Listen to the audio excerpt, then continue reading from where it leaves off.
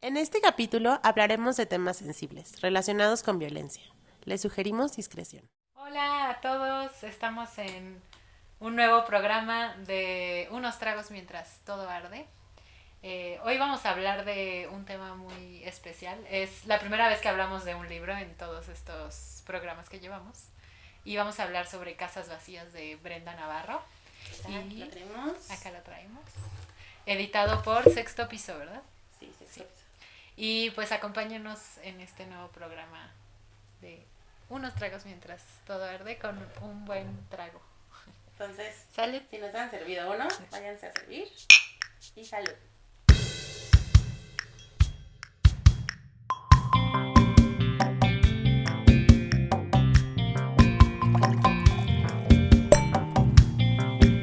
Unos tragos mientras todo arde. Un podcast donde pensamos futuros posibles desde la ficción.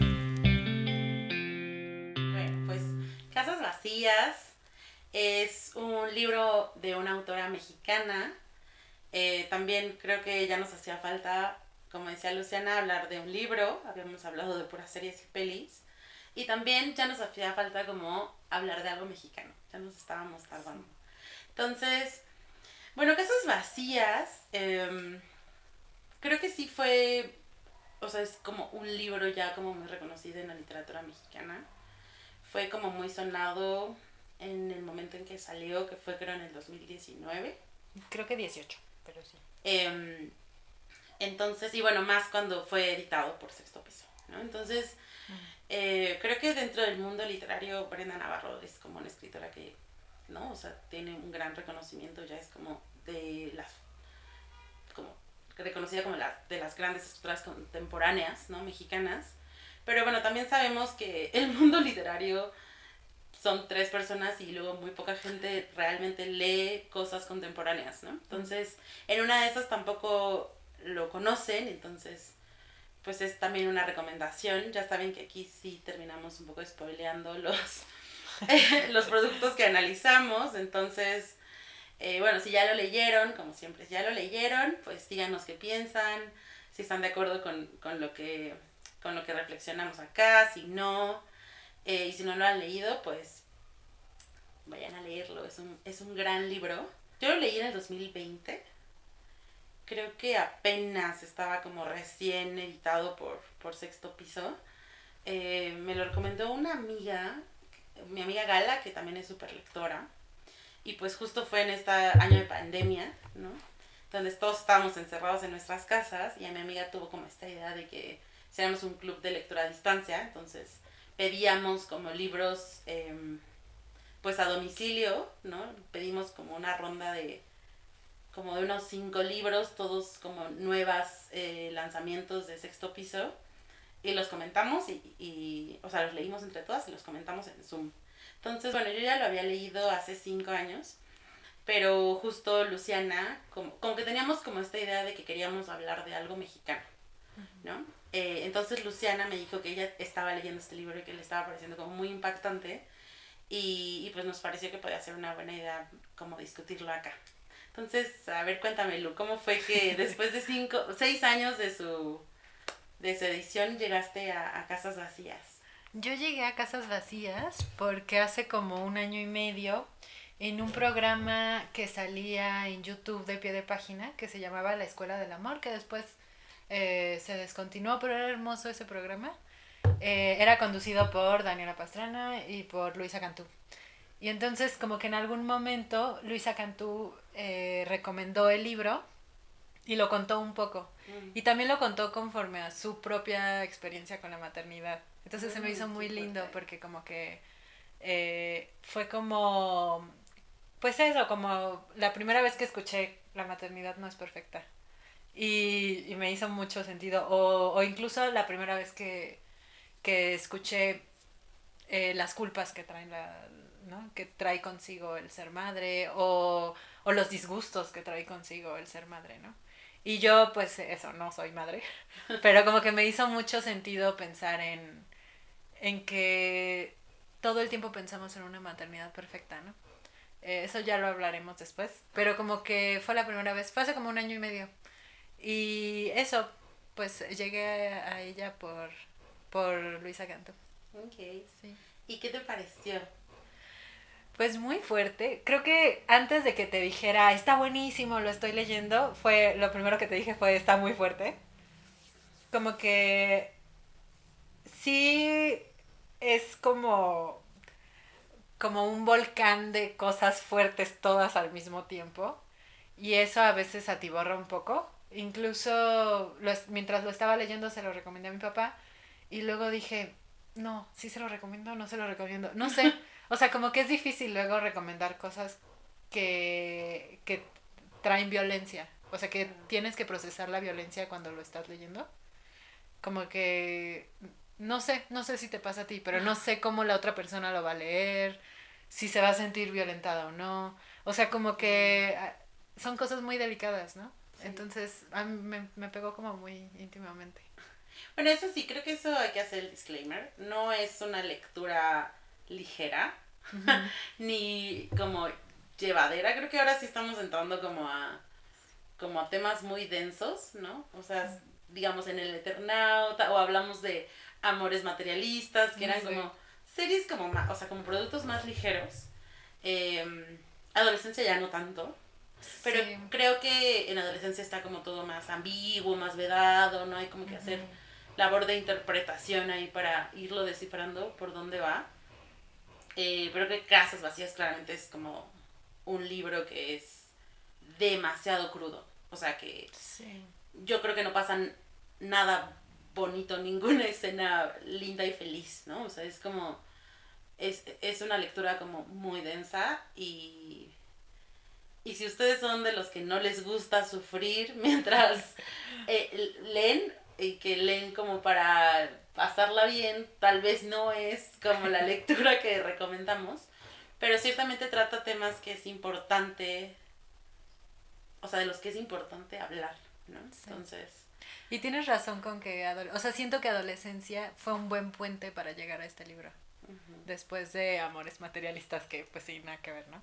O sea, pero creo que eso, no me había dado cuenta que creo que adolescencia es muy bueno haberlo visto antes para luego llegar a la crudeza de este libro. sí, y probablemente el próximo capítulo también va a ser de algo muy fuerte, pero prometemos darles descanso y hablar de cosas bonitas Sí. próximamente, prontamente. Sí. Pero sí, Casas Vacías es una lectura densa y muy, muy fuerte. Y bueno, un poco para los que no la han leído, básicamente la historia es sobre una mujer a la que le roban, ¿no? A un hijo, a un niño de 3 años. Ujú. Entonces, pues imagínense, ¿no? Es la historia de una tragedia. Hay dos voces narrativas, ¿no? En una parte, la madre, ¿no? Que pierde o a la que le roban el hijo es la que habla. Esta madre no tiene nombre, ¿no? Solo es la voz narrativa.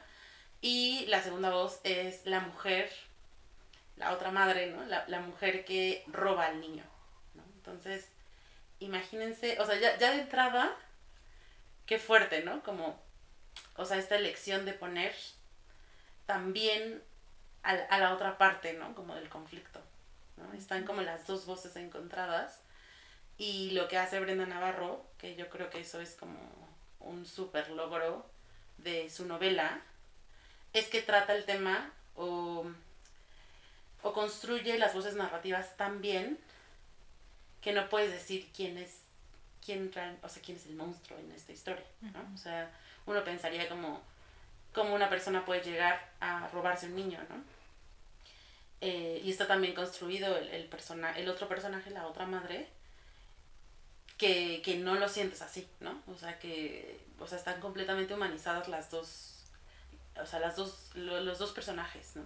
Entonces esto es algo que es muy interesante, ¿no? O sea, como y que nos permite matizar, ¿no? Como y eso creo que es lo bueno de las buenas obras de arte, ¿no? O sea, no te dicen esto es bueno y esto es malo, ¿no? Sino que te dan complejidad y que te hacen como tambalear tu, ¿no? O sea, como tu todo, ¿no? O sea, todo lo que crees y dices, sí, o sea, existen personas buenas y malas o ¿no? O es muchísimo más complejo, y creo que eso es lo que hace este libro. Lo que investigamos también fue que fue lanzado en 2018 a través de esta editora independiente que se llama Caja Negra y era lanzado como poco a poco en internet. Entonces eso también es una manera de lectura totalmente diferente. Nosotros lo leímos de corrido, pero no me imagino lo que pudo haber sido haberlo leído poco a poco. No sé si fue planeado desde el inicio con esa intuición, como como del poco a poco, o si fue por la necesidad del momento de Brenda Navarro de eh, difundirlo por ahí. Pero es muy interesante porque mientras va contando estas dos historias que aparentemente son paralelas y luego te das cuenta que tienen que ver, están interconectadas por el robo del niño, va contando como toda la estructura social que lleva a estas dos personas a sus dos nociones de la maternidad, ¿no? O sea, como que no está bien padre que no solo se fija en los personajes principales, sino en toda la estructura que tienen alrededor social. Eh, Social, familiar, emocional, y que son cosas tan íntimas que uno luego experimenta y no quiere hablarlo, ¿no? Creo que hablas de algo que es también una de las características de la novela, ¿no? O sea, como la manera en presentar este tema es una manera así, sin tapujos, ¿no? O sea, o sea, como no hay ni una pizca de, pues sí, como de pudor, ¿no? Como de hablar de lo que sienten los personajes y no solo, o sea, no solo es como un dolor y una tristeza que podríamos esperar de alguien que pierde un hijo, sino es dolor y tristeza también cargada de, pues obviamente de culpa, pero también, ¿no? O sea, como de pensamientos y lugares oscuros, ¿no? Que sí. A los que te lleva la mente y que pocas veces ves como, como puestos en palabras, ¿no? O pocas veces ves que alguien se atreva a decirlos. Y mucho menos las madres, ¿no? O sea, creo que el tema de hablar de los pensamientos o de los lugares oscuros que las madres tienen es todavía un tema súper difícil, y creo que cuando lo lees dices como wow, o sea, como que tal vez puedes empatizar, no al 100% porque nunca hemos estado en no somos madres ni hemos estado en una situación tan trágica como en la que están las protagonistas, pero puedes empatizar en que hay cosas que ni siquiera te atreves a decir, ¿no? Porque son tabú, ¿no? Sí. Y en este libro pues se dicen, lo cual es muy interesante y como que impresiona mucho, ¿no? Sí. Cuando lo lees. Ajá. Sí, por eso, creo que también por eso la manera en la que está escrito es ruda lo suficiente como para que, no sé, lo tengas que digerir a la fuerza, ¿no? Uh-huh. O sea, como que así me pasó, que no lo digieres con palabras rebombantes y bonitas como otras delicadas literaturas que existen, ¿no? No lo digieres, así como que te va acuchillando poco a poco la manera en la que escribe. Pero es interesante como entonces la maternidad es transversal a todo el libro, pero en realidad toca muchísimos temas. ¿Tú cuál crees que sea el tema así central de la obra? El libro sí habla de la maternidad, pero tal vez el tema principal para mí sería como la ausencia, ¿no? Y por eso se llama Casas Vacías, ¿no? Y por eso, digamos, el título no refiere como a nada de maternidad, aunque casa podría, ¿no? Uh-huh. Podría referir a maternidad, pero justo habla como de un hogar que se queda ausente, ¿no?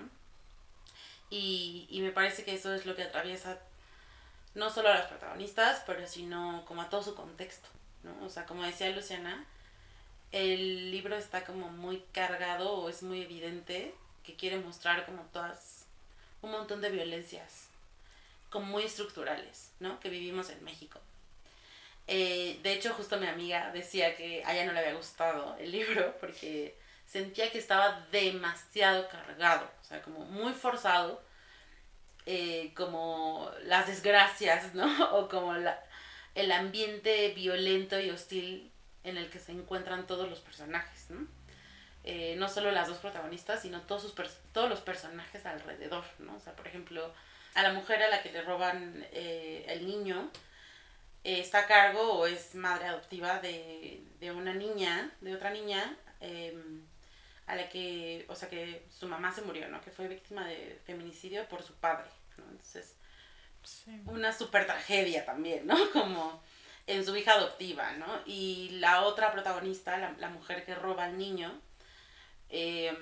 pues no solo es víctima de violencia doméstica, ¿no? Sino que también a su hermano murió como en un accidente o en la negligencia de un trabajo como de una obra. Nunca lo aceptaron, ¿no? Así de, no, un día dejó de venir. Exacto, o sea, su hermano muere como a causa como de las condiciones terribles de trabajo en la que viven un montón de mexicanos. Todo es como demasiado... o sea, demasiado trágico, digamos. O sea, no hay un solo personaje es que no sea trágico. más tragedia, más tragedia. Que, o sea, entiendo, creo que eso es algo que se vive en México y es real. Digo, que le pase todo a dos personas en particular, ya tal vez es poco probable. Y siento que tal vez sí fue muy ambiciosa al tratar de hablar de tantas violencias en 150 páginas. Sí lo sentí un poco cargado, pero al mismo tiempo creo que la autora sí es una muy buena escritora, ¿no? O sea, creo que las voces, a pesar de que obviamente son ficción, ¿no? Como que ella no, o sea, no es para nada autobiográfico, las voces se sienten muy genuinas, ¿no? O sea, uno lo lee y a pesar que dice, sí, pobre mujer, le ha pasado todo, tal vez eso no es tan verosímil, nunca sientes no verosímil su voz y su sentir, ¿no? O sea, como que son muy, o sea, como que se siente demasiado real, ¿no? Como los dos personajes se sienten demasiado reales. Y creo que en ese sentido se habla como de lo gran, o sea, de lo grande que es la autora. Pero un poco regresando a lo que dices, Lu, creo que o sea, sí, creo que el libro, la novela, muestra un montón, muchísimos problemas, ¿no? O sea, muchísimos problemas que están atravesando, que están rodeando el tema de la maternidad o esta maternidad monstruosa, yo podríamos decirle, que no me gusta el término monstruosa porque cuando uno lee la novela se da cuenta que, pues claro, que tiene un buen de sentido, ¿no? O sea, no hay nada de anormal en sentirse así, ¿no? O sea, o sea, rodeada de todo lo que estamos rodeados, pero tal vez para los ojos sociales, que una madre se atreva a decir eso, o se atreva, ¿no? Pues sí sería, o sea, es un escándalo, ¿no? Es algo completamente antinatural, ¿no? Porque creo que en México todavía seguimos santificando muchísimo la maternidad, ¿no? Y como decía hace un rato, es todavía un tabú decir algo mal, ¿no? De esa experiencia en particular. Y tal vez para los ojos de la sociedad, que una madre experimente lo que se muestra en esta novela, sí sería monstruoso, ¿no? Sí.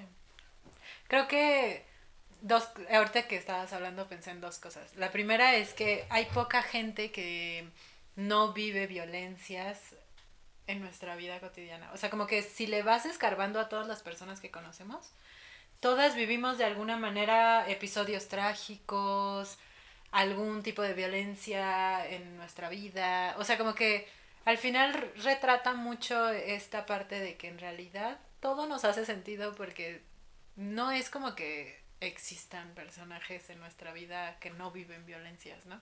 O sea, creo que sí puede parecer un poco atiborrado a veces de tantos como escenarios que viven los personajes, pero si le vas escarbando a nuestra vida cotidiana, en realidad, sobre todo en Latinoamérica, somos sociedades que viven muchas tragedias. Y que ahí viene la cosa que pensé, que o sea, claro, cómo decidimos vivir cada una de las tragedias, qué hacemos con lo que la vida ha hecho de nosotros. Y creo que la culpa está como súper fuerte. Incluso ella, en algún momento, la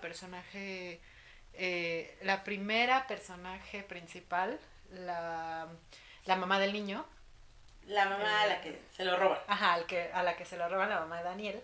Porque aparte es interesante que el niño tenga dos nombres distintos en cada una de las escenas, de las narraciones. En una es Leonel y en otra es Daniel. Y cuando es la mamá de Daniel, ella como que se siente muy culpable porque como que dice, es que al final todo lo que estoy viviendo a mi alrededor un poco pareciera que a veces ella lo digiere como que es su culpa. Es siempre, muy interesante. ¿No? Sí, sí, sí, siempre. sí, sí. Creo que, bueno, o sea, creo que también habla un poco, nos muestra de parte, sobre todo de parte de ese personaje, de la mamá de Daniel, que creo que es una buena manera como de nombrar a los personajes sin nombre.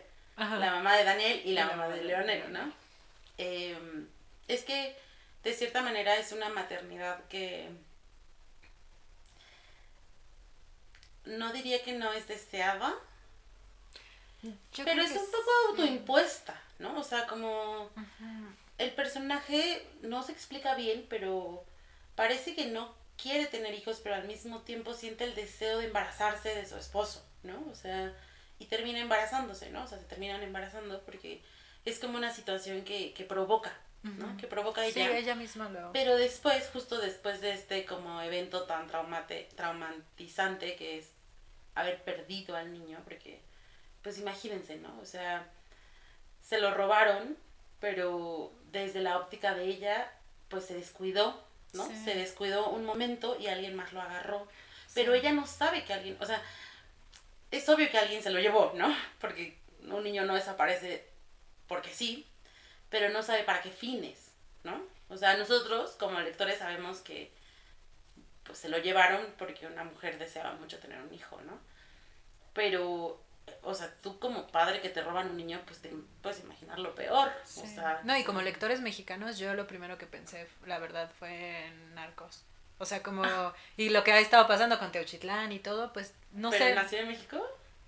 Pues sí lo pensé, no sé por qué, pero bueno, también... Tal vez por el contexto también. Sí, porque estamos muy atiborrados de esas noticias, pero lo primero que pensé fue, lo van a entrenar. Es un ¿A los 3 reclutamiento... años? Pues a los 3 años es perfecto porque desde chiquito lo entrenas, ¿no? O sea, como que pensé lo peor. No sé, sí. No sé si es porque hecho, quien lo lee también es diferente quien lo lee, ¿no? Claro, y de hecho es extraño que la protagonista, los pensamientos de la protagonista nunca se vayan tanto hacia allá. Ajá. Siempre todo se, como decías tú, Lu, como que todo se volga hacia ella, ¿no? Como de, claro, esto es un castigo. Sí. Yo no lo quería tanto, yo no era una buena madre. Probablemente esté en un lugar donde lo traten mejor. Alguien que sí merezca tener a este niño. Sí. Justo estaba mandándole un mensaje a un galán, como a su amante o algo así. Sí. No sé si, bueno, no abordan mucho el tema del amante, pero justo estaba como teniendo algún tipo de discusión por el celular con él. Y es ese momento así, dice que fueron 2 o 3 segundos, ¿no? En los que se distrajo y se lo llevaron. Sí, y justo creo que eso tal vez es un tema que puede ser recurrente en personas que, digamos, tuvieron a sus hijos en circunstancias tal vez no tan planeadas o no tan deseadas, que tal vez no, obvio no quiere decir que no amen a sus hijos y disfruten, ¿no? Que aparte disfruten no puede ser el 100% del tiempo, sí. ¿No? Ni siquiera cuando lo deseas muchísimo, ¿no? Pero sí, ¿no? Creo que tal vez eso, o sea, creo que muestra una experiencia de, claro, no lo deseaba tanto y entonces esto me pasa, ¿no? O sea, esto es una consecuencia de yo no haberlo querido tanto y de haber sufrido tanto mi embarazo, ¿no? O sea, y creo que eso es muy fuerte de ese personaje porque muestra como no solo la culpa y la recriminación viene cuando se lo roban, ¿no? Como que cuando se lo roban es como, claro, era lo que tenía que pasar.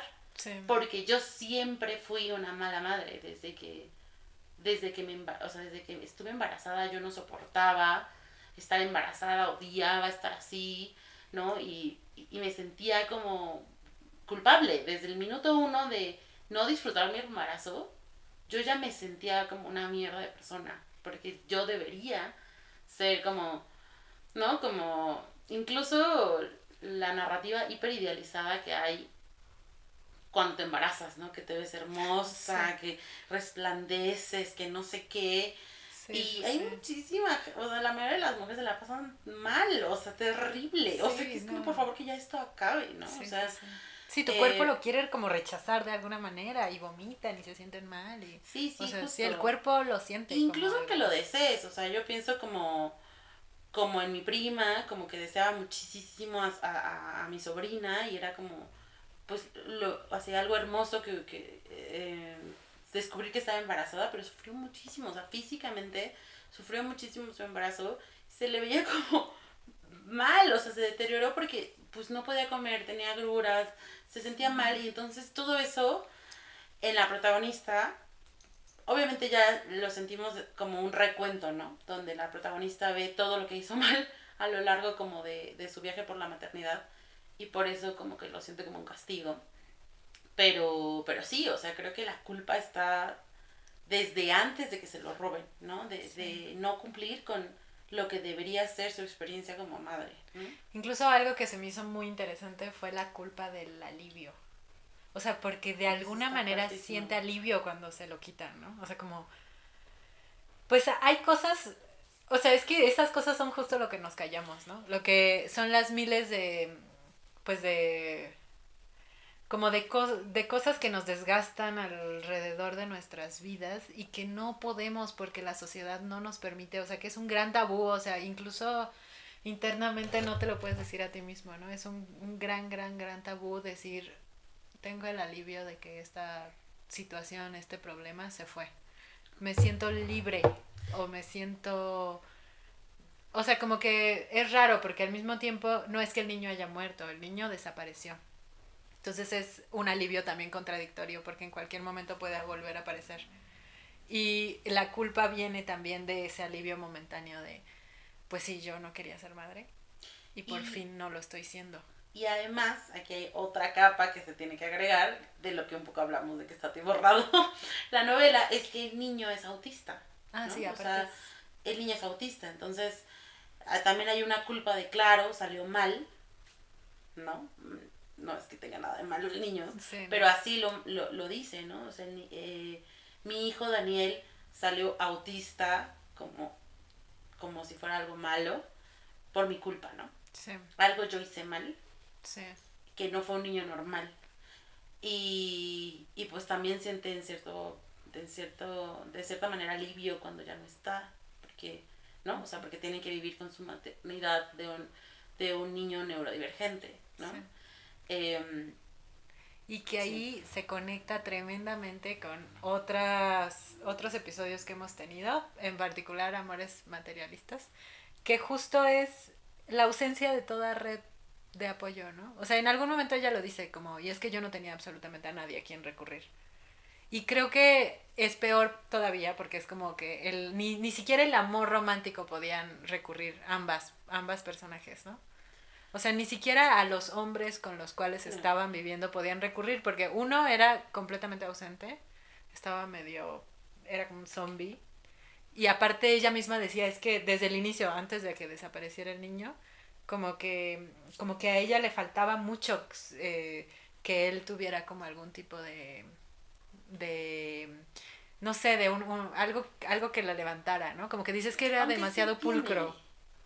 o sea, creo que lo que tiene Frank, que es el esposo de esta persona, es que lo que lo mueve es Nagore, ¿no? Sí, y su Eso es hermana, ¿no? El realmente caso de su hermana. O sea, como que...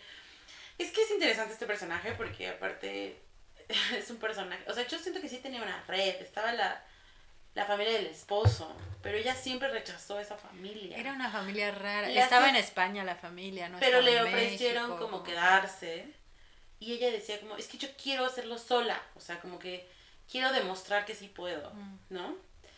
Y también siento que le causaba mucho repele, como tal vez eso, ¿no? Como que Fran tenía su familia, era su hermana, era su sobrina, y como que ella nunca se sintió parte, ¿no? O sea, como que la familia la veían como la agregada, pero eran sus nietos, sus hijos, ¿no? Sí, como que nada Y era de ella. ajá, como que ella se sentía muy ajena y prefería como alejarse, ¿no? Como alejarse. Por eso... Y también por eso estaba tan aislada, ¿no? O sea, sí. Pero sí creo que tocas un tema interesante porque creo que es evidente que, pues, o sea, es evidente que los maridos están, o sea, quién sabe qué función cumpliendo, ¿no? O sea, creo que están ahí para hacer más evidente lo solas que están las protagonistas. Y por eso yo creo que esta novela habla de la ausencia, ¿no? De la soledad. O sea, creo que ambas son personajes completamente abandonados, ¿no? O sea, completamente solos. Y creo Sí. que ahí está interesante que fue el tema que también hablamos con adolescencia, que somos sociedades que producen a chavitos como el de adolescencia, pero producen situaciones también como estas dos mujeres mamás, ¿no? Un comediante brasileño, Gregorio Duvivier, que decía, lo contrario de cuidado no es descuido, porque el descuido es como, ups, se me fue. Lo contrario de cuidado es abandono. Y entonces ya te das cuenta que el abandono es una palabra con mucha actividad. O sea, es como, sí, es una palabra activa, no pasiva. No de, ups, me volteé y se me fue. No, el abandono es algo activo. Es lo que la sociedad está haciendo contigo. Claro, Sí. y en ese sentido como que en algún momento como que se entiende como pensar en que a las madres se les exige justo ser como este hogar, ¿no? Y por eso se llama casas, pero al mismo tiempo están en completo abandono, ¿no? Entonces es como le exiges esa maternidad a mujeres que están vacías, ¿no? Sí. Que están Sí. solas, que están completamente abandonadas, ¿no? Y no solo estas mujeres en particular, sino como dices tú, todos, ¿no? O sea, creo que esto sí tal vez sería como un fenómeno social que estamos viviendo, ¿no? Sí.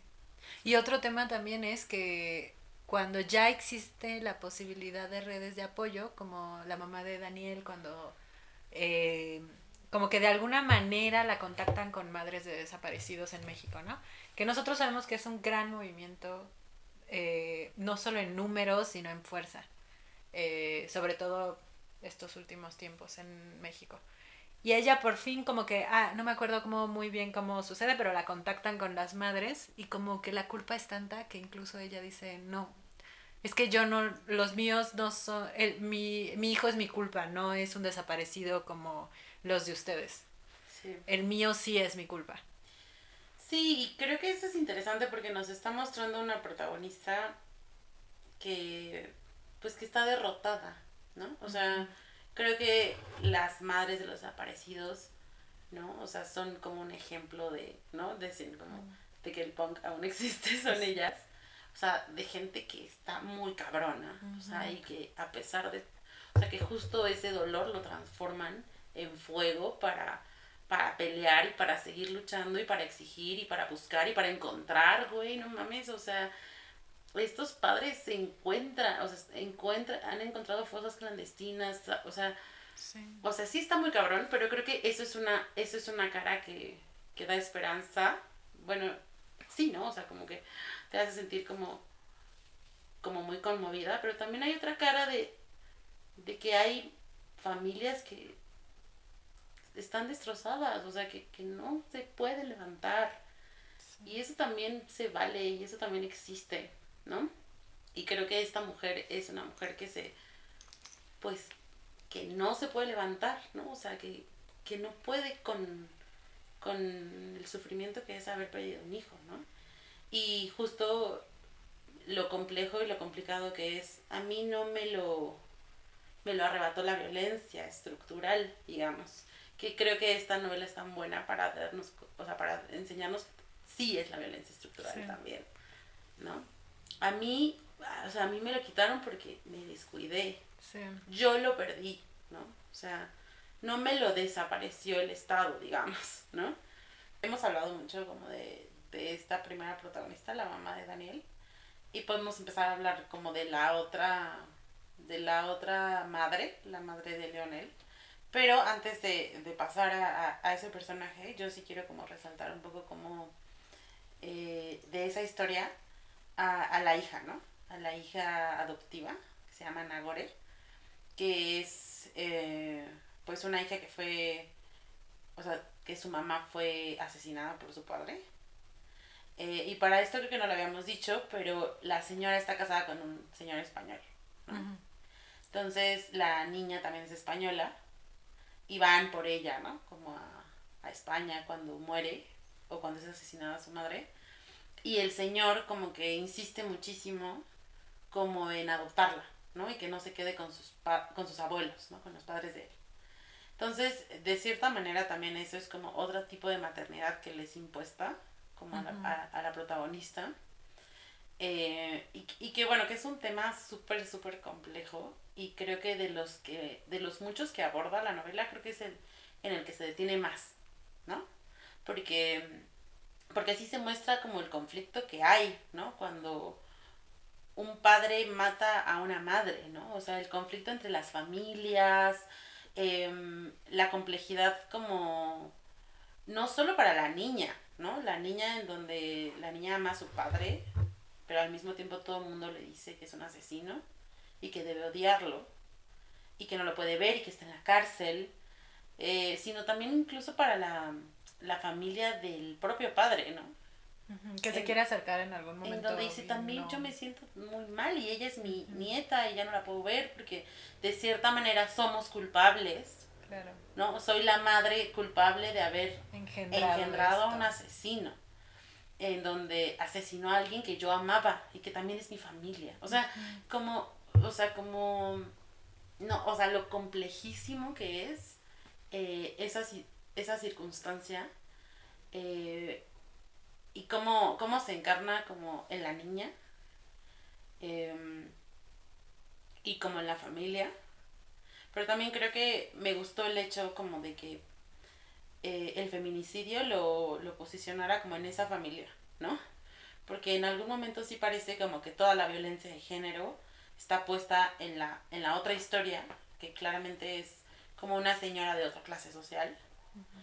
Entonces, en algún momento podría parecer que, claro, la violencia de género está en las clases bajas, ¿no? Pero no, o sea, justo es interesante que escoja, ¿no? Como a la familia que es víctima de feminicidio, la familia española, ¿no? Un poco también para romper con este estereotipo de pensar que en Europa y en estos como países de primer mundo no ocurre, o sea, no hay patriarcado y no hay violencia de género, ¿no? También hay feminicidios allá. Entonces, es como un problema que trasciende también clases sociales, ¿no? Sí. Creo que hasta el final, cuando Nagore decide volverse a España para reencontrar a su papá, se entiende un poco como las semillitas de la culpa, cómo van ingresando a nuestros seres.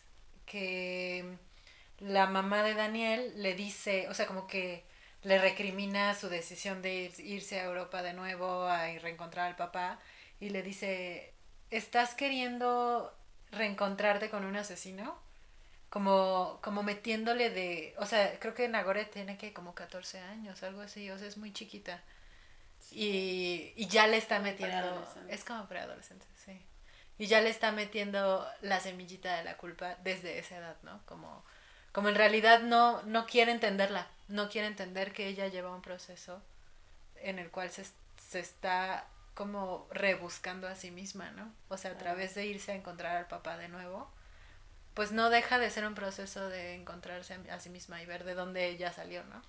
Y creo que justo es interesante el personaje de Nagore porque aunque no habla mucho, porque es como un personaje como secundario en la historia de la protagonista, y no sabemos bien cuál es su conflicto, parece que no hay, ¿no? Como que es una niña, ¿no?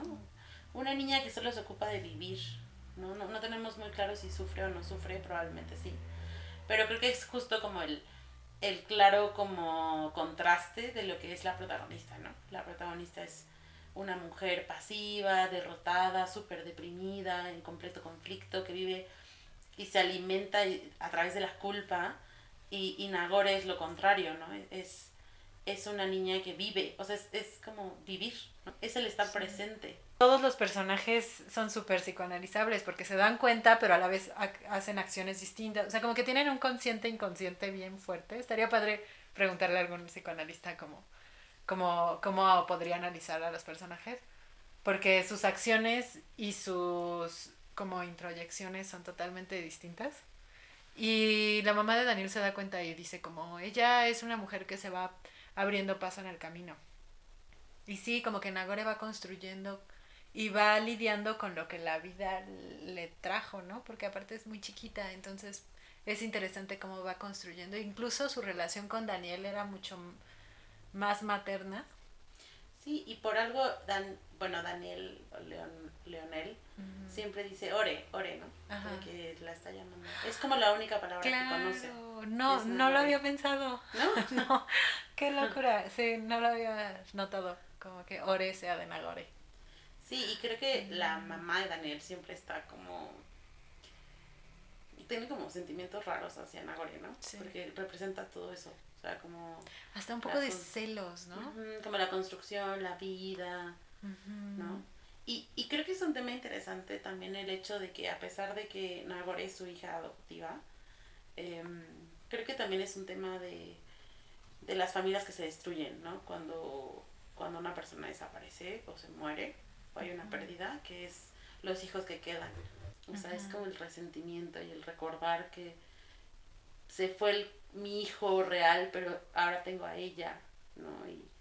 Y tengo que verla crecer sabiendo que no puedo ver crecer a mi otro hijo. Sí. Es un tema súper fuerte. Sí. Sí, muy fuerte. Y otro tema súper fuerte es el que íbamos a hablar de la otra protagonista, de la segunda voz o segunda madre. De la madre de Leonel. De Leonel. Creo que a diferencia de la otra señora, creo que bien, o sea, siento que la otra señora tiene como apoyo, no tanto porque es un poco aislada y rechaza el apoyo, pero tiene como las posibilidades y la red para un poco salir como de su depresión y decide, o no puede más bien, como usarla, ¿no? O sea, está Nagore, está su esposo, está la familia política, pues se deja ver que también tiene recursos económicos, ¿no? O sea, no sé qué tan, en algún momento insinúa que no es tan rica, pero sí tiene como recursos económicos y no los usa, ¿no? Como que se aísla, ¿no? Y por el otro lado, la otra señora tiene todo adverso, ¿no? O sea, justo no tiene ninguna facilidad, ninguna red, ¿no? O sea, la madre la maltrata, el esposo también, ¿no? O sea, pero aún así ella es como también mucho de construir, pensando en esto que dices de Nagore, ¿no? Como de no tengo nada, todo es adverso, todo es violencia, pero voy a hacer algo, ¿no? O sea, tiene su negocio, incluso esta cosa que, pues que puede parecernos una locura, ¿no? Pero es como desea muchísimo tener un hijo, no lo puede tener y entonces lo consigue, ¿no? O sea, como que ella es como de no resignarse, ¿no? Sí. Es como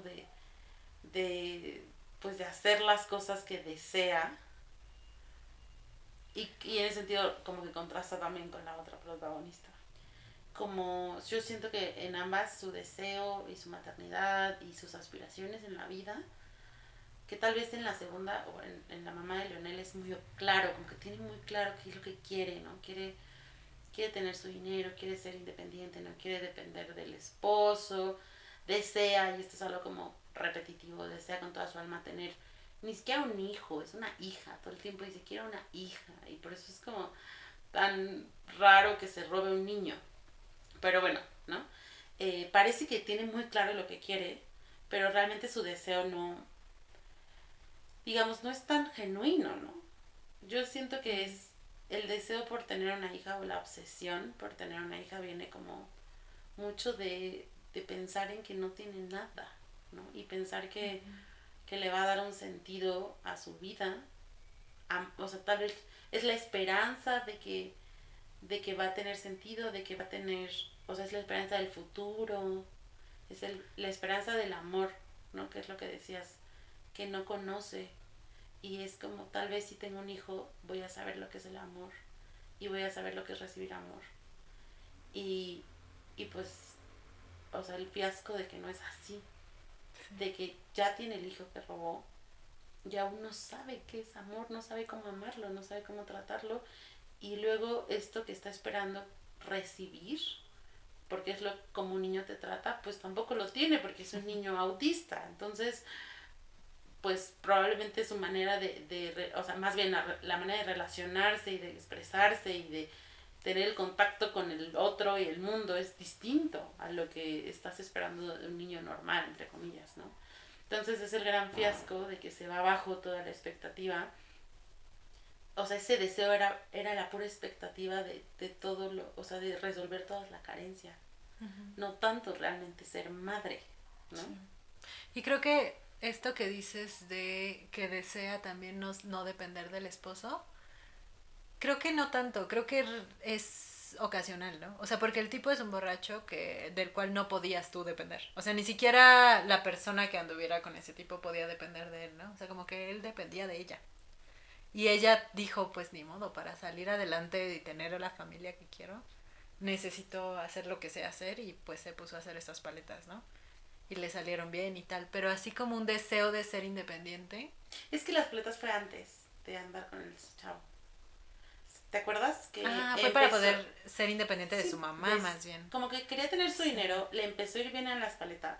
La mamá le empezó a agarrar como de, porque dejó la escuela. Sí. Creo que vio en el señor, bueno, en el chavo Rafael, la posibilidad de tener un hijo. Y parecía que solo quería tener un hijo, pero en el fondo sí quería que fueran una familia, ¿no? O sea, por eso se quedaba con él. Era como, seamos una familia, y por un minuto me sentí como una familia. Pero creo que no tenía nada, no tanto que ver con el tipo porque te acuerdas, y esta es una escena muy triste, en donde su mamá la va a ver y la ayuda con el niño, y están las tres juntas y cocinan y duermen juntas, y dice, esto era lo que quería. Quería una familia. O sea, da igual si era Rafael, quería una familia. Y luego resulta que la mamá solo fue y fingió eso para robarle al niño, ¿no? Y lo cual es lo más triste del mundo.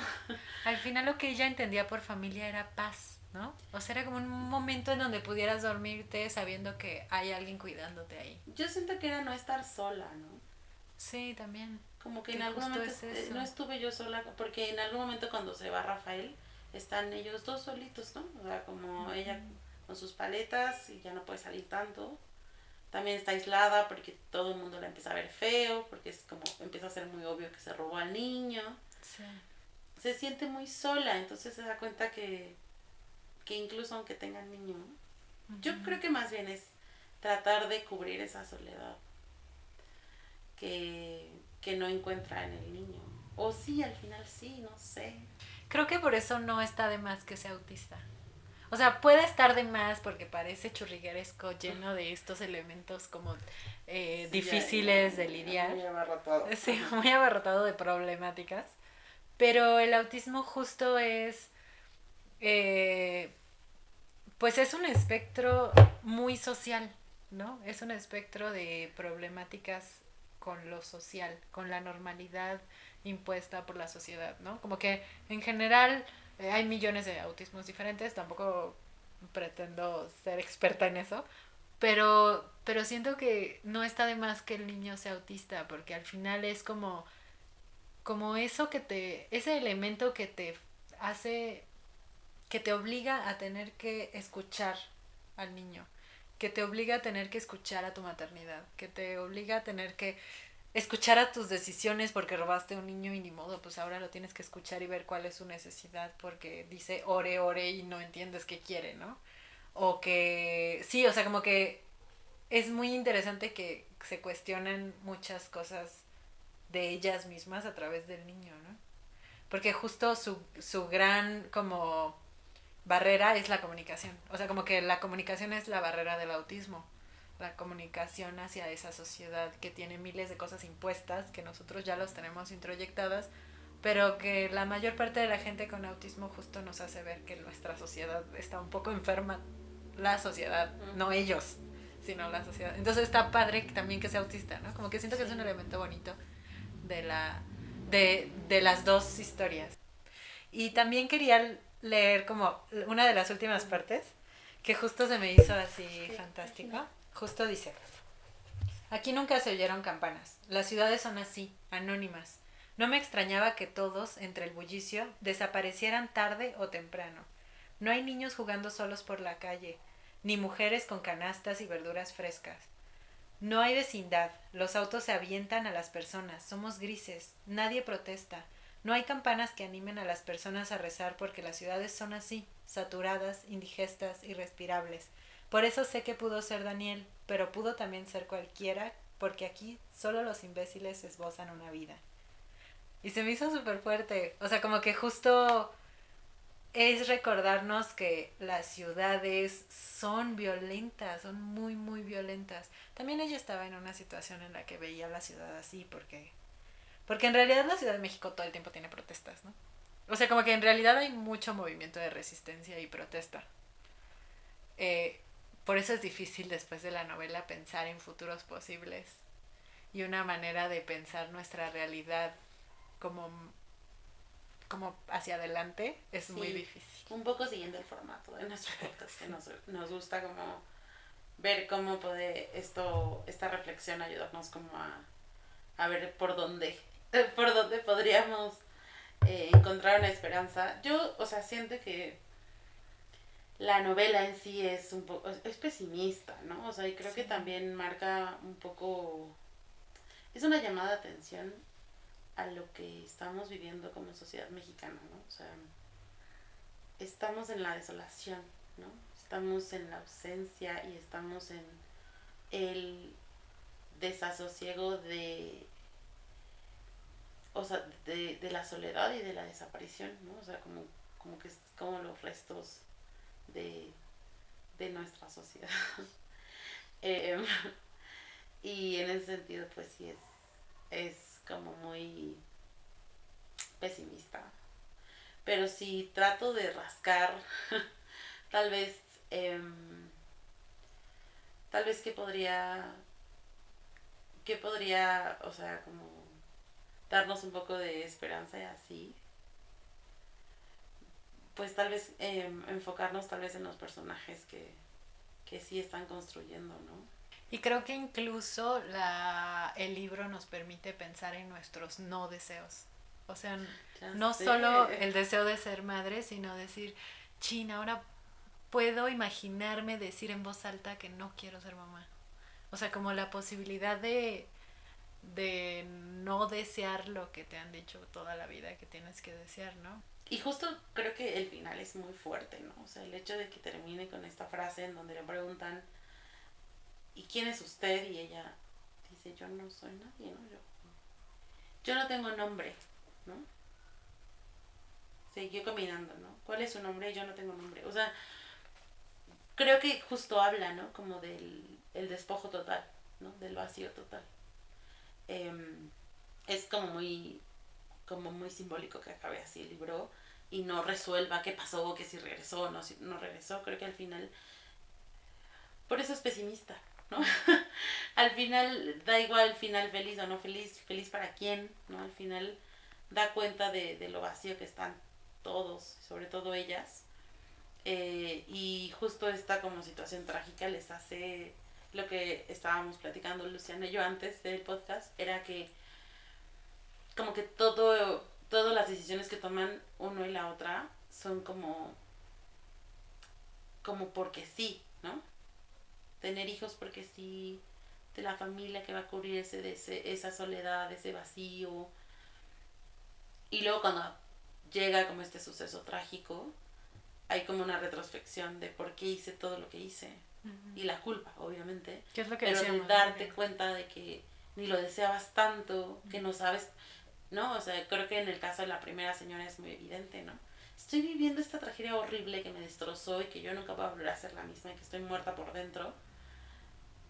Por un hijo que ni siquiera estoy tan segura que quería tener, ¿no? Sí. O sea, y tal vez no me hubiera dado cuenta que no era tan segura que lo quería tener hasta que no me pasó esa tragedia, ¿no? Entonces, tal vez también cuestionarnos eso. Pues entonces fue esa la reflexión como de este libro.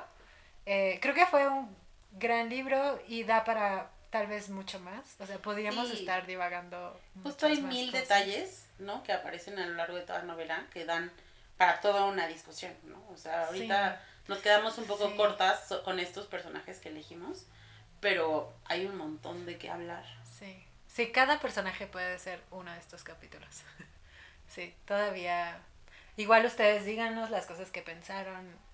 No solo denos sus likes, sino comenten las cosas que pensaron, las cosas que creen que nosotras no llegamos a hablar, a abordar. O que no están de acuerdo, si es que también, ya lo sí. leyeron y nos escucharon. Si no lo han leído, los invitamos a que lo lean, aunque ya los mega spoileamos por todos lados. Pero está muy bueno y es una lectura muy rápida y muy fácil de leer, pero no de digerir. O sea, como que ahí te vas dando cuenta lo rápido que puede ser por la emoción, pero lo difícil que es digerirlo. Así que se los recomendamos muchísimo. Y pues gracias por Pues eso sería acompañarnos. todo. También si tienen algún producto, libro, serie, peli que quisieran que analicemos, también díganos para tomarlo en cuenta en los siguientes capítulos. Y bueno, eso fue todo por hoy. Muchas gracias por acompañarnos. Gracias. Saludos. Saludos.